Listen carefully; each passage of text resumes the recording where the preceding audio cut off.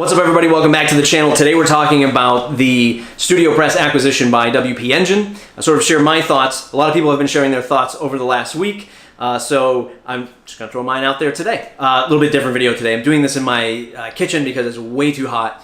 In my office attic today, it's almost 90 degrees outside, and the AC is just not keeping up. I do work for a company called Pagely. They are a direct competitor to WP Engine. But I've been covering WordPress stuff for about 8 years now, so you either trust my opinion or you don't. You can think I'm biased, but this is all of my own thoughts in this video. Just looking at the general reaction of people out in the WordPress community and in Facebook groups and on Twitter. I put out a little Twitter poll, and it's almost 50-50 that some people are super excited about this move and other people are sort of just like in the middle. It doesn't really make a big deal, with a small fraction of people who are, of course, maybe angry about this acquisition announcement. I'll start it off with this. I think what we've learned from WooCommerce, iThemes, and other notable bigger acquisitions in this space is you really can't compete in the WordPress market space without a lot of cash.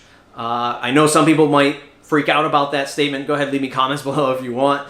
But I think there comes a point in any of these companies, product companies, service companies, or any company in general, that maybe the race from $0 to $1 million is a little bit easier than going from $1 million to $10 million, because as soon as you start getting over that threshold, you need to go deeper in hiring more people, more research and development, marketing cost goes up, the acquisition to get a customer goes up, and guess what? When you get into that space, above that number, whatever that number is for your particular product, there's more competition. There's people with more money, more product, more longevity out there who are going to come and continuously compete against you. And I don't think that's any different with what we see here with StudioPress.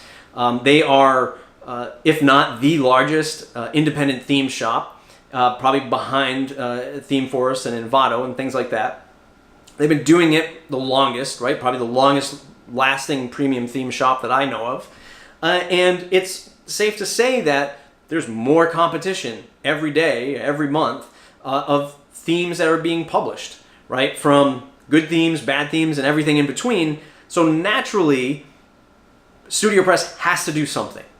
If they are trying to compete just on themes, it's just not going to work for them for the long run. And I would argue to say that they might have missed the boat on page builders. I think one of the things that is really interesting in this time right now is what is Gutenberg going to do to the entire product line of WordPress, be it plugins and themes, for the third-party independent-owned shops. We don't know what that's going to look like until this all plays out, but I have a strong gut feeling is the experience that Automatic and Matt and WordPress are trying to go after is to have everything all in one so that somebody who's just an end user can look at WordPress and say, I'm going to use this instead of Squarespace. They were trying to do it, what I would say is the WordPress way. And I think that this is that problem. This is that middle ground that a lot of us WordPressers, WordPress product people and service people, we get ourselves caught in this rut where it's like, I'm going to do it the WordPress way.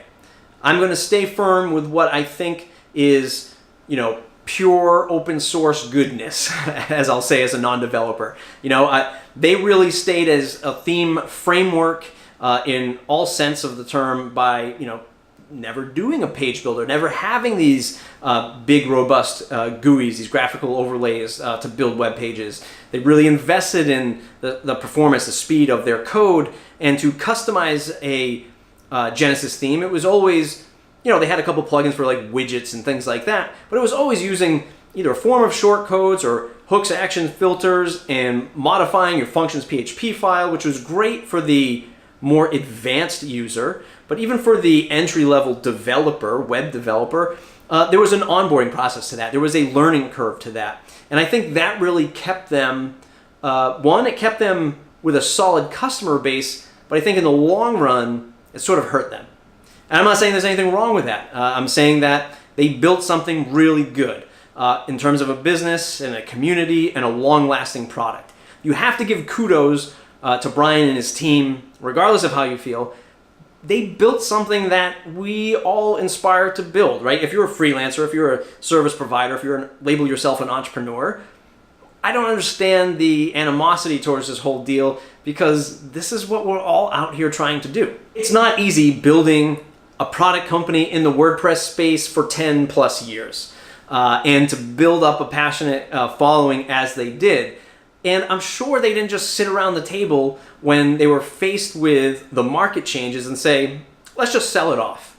I'm sure they sat there and said, what do we have to do in order to gain traction?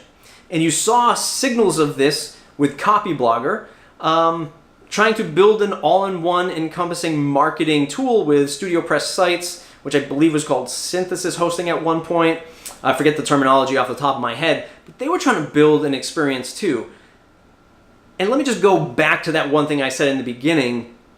They're doing this without gobs of cash. They're doing this without venture funding and investments and outside investments. And Brian Clark, somebody I really respect, again, he was always one that fought against or railed against getting that outside venture funding. But sometimes, maybe, that is the nature of the marketplace. He knows this way better than I. I don't want to put words in his mouth. I just know that if you look at competitors that are out there and they're getting venture funded, they're going to be able to burn through cash faster, which is not necessarily a good thing, but they can roll out features a lot more. They can do a lot of advertising spend. But guess what? They're going to raise prices. And I think we saw this with WP Engine. We continue to see this with WP Engine. They're trying to build an experience. And they're looking at StudioPress as, okay, they tried to do that at Copyblogger. We understand what they're going for. But guess what? We've got millions in VC funding. We're probably going to IPO one day. So let's go ahead and scoop this up and use this as a fundamental piece. So on one hand, people don't understand what it's like to scale a business and what that all means in terms of hiring, marketing, advertising, customer acquisition, research and development, and they don't understand what all that, how much all of that stuff costs and how long it takes, and they also expect WordPress products to be free. There's absolutely no way those two can coexist.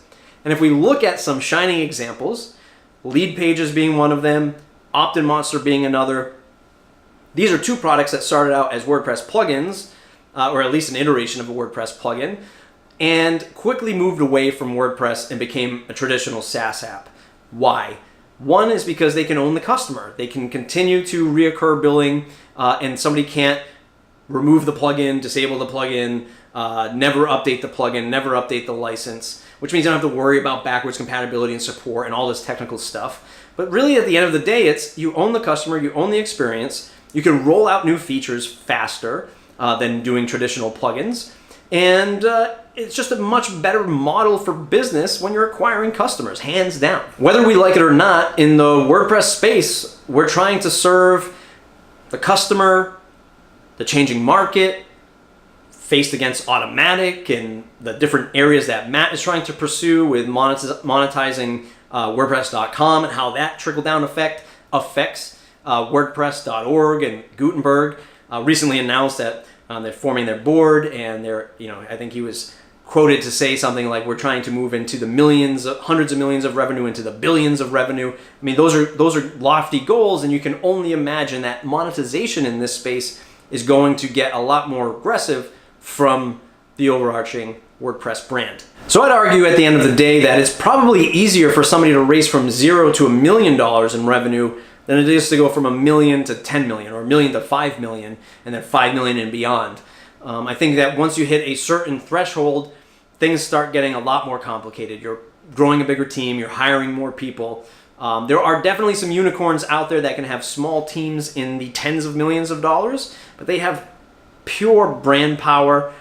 They have something that other competitors can't take away from them. Again, one being the brand recognition. Maybe they have a leap forward in technology. They can roll things out faster. But generally speaking, if you can grow a business from 0 to 1 million in the WordPress space, you're in a good position.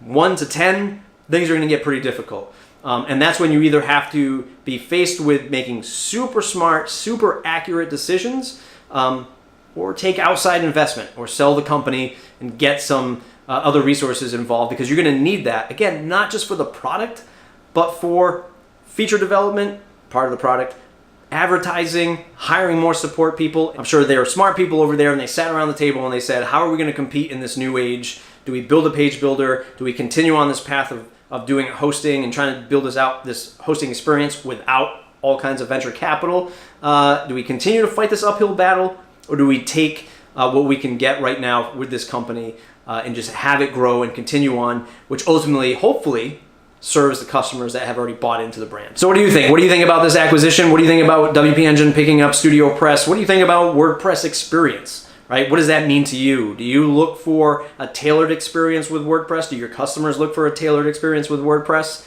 Page builders, I don't know, sound off in the comments below. It's mattreport.com, mattreport.com/subscribe to join the mailing list.